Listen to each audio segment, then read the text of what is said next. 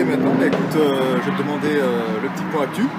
Donc là, ce week-end, on a en ce moment même le Grand Prix de Monaco. Ouais. Et on a aussi l'IndyCar. Est-ce que tu peux nous parler un petit peu de ces deux événements, toi qui justement est dans ce milieu, toi qui pilotes, est-ce que tu as, je sais pas, peut-être des pronostics, quelque chose à dire un petit peu là-dessus? Bah, les pronostics à Monaco, je dirais Raikkonen, il a fait la pole parce que c'est souvent celui qui part devant qui remporte Monaco.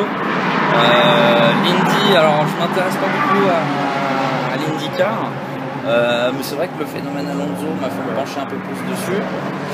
J'avais aucune idée que ça durait 2 semaines, que c'était aussi long. Et c'est vrai que ça a l'air intéressant, ça a l'air un show en fait. C'est un show à l'américaine sur 2 semaines. Rien que pour ça, j'irais peut-être voir ça un jour, le fameux Start Your Engine avec 500 000 personnes dans les tribunes, ça doit être quelque chose quand même.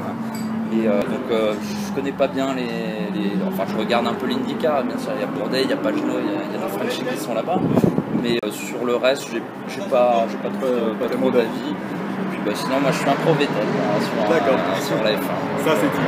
Exactement. Ah, ouais. Donc, du coup, par rapport au reste de la saison, qu'est-ce que tu penses, on va dire, par rapport à Hamilton?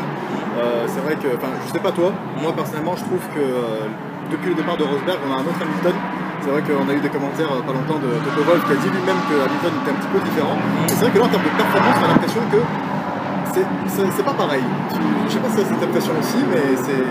Ouais, je pense surtout que les Ferrari ont bien progressé. Ouais. Et je pense que, honnêtement, c'est des pilotes qui sont égaux. On prend Hamilton et comment il s'appelle, et Vettel. Bottas, je pense que c'est pareil, c'est des professionnels, c'est des fusées, mais c'est quand même, je pense, Ferrari qui a bien progressé. Après Hamilton, est-ce que c'est le même, pas le même? Je pense que ça reste un grand champion du monde quand même, bien sûr. Il lâchera rien, et si les gars sont encore en Formule 1 aujourd'hui et devant, c'est qu'ils lâcheront rien. Donc je pense pas qu'ils soient un peu lassés ou quoi que ce soit. Non, j'y crois pas en fait. Je pense que le gars, le jour où il serait lassé, bah, il arrête. Il arrête. Et est-ce que ce week-end ou dans la semaine précédente, il y a eu un événement, un sport auto, qui toi t'a marqué ou dont tu aimerais parler?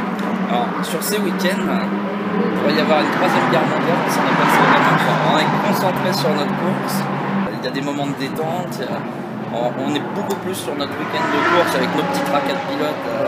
J'avais pas d'arrière, j'avais pas d'avant, à cogiter pourquoi on n'est pas assez rapide comme on voudrait l'être, etc. Ou alors quand on est. À la limite, quand on est rapide, ouais, on est peut-être un peu plus libre, on va plus sur le téléphone, regarder l'actualité, tout ça. Il y a eu l'accident, si tu veux, de Billy Monger qui m'a vraiment choqué, quoi. On voit que c'est on voit que c'est des coques en carbone et puis qui peuvent prendre des sérieux cartons, puisqu'on parle d'une amputation des 2 jambes.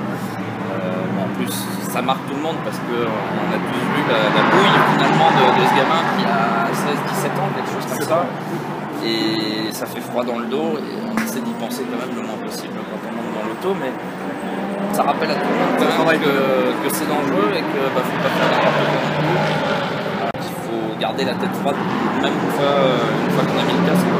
En plus que nous, on n'a pas des coques carbone, on va plus vite qu'une Formule 4. Parce qu'une Formule 4, ça prend dans les 210, 220. On prend 240, 245 à peu près. Donc, on y pense. Je te remercie pour répondre à toutes mes questions. Pas de soucis. Voilà, écoute, je te souhaite bon courage et félicitations pour ton week-end. Merci beaucoup.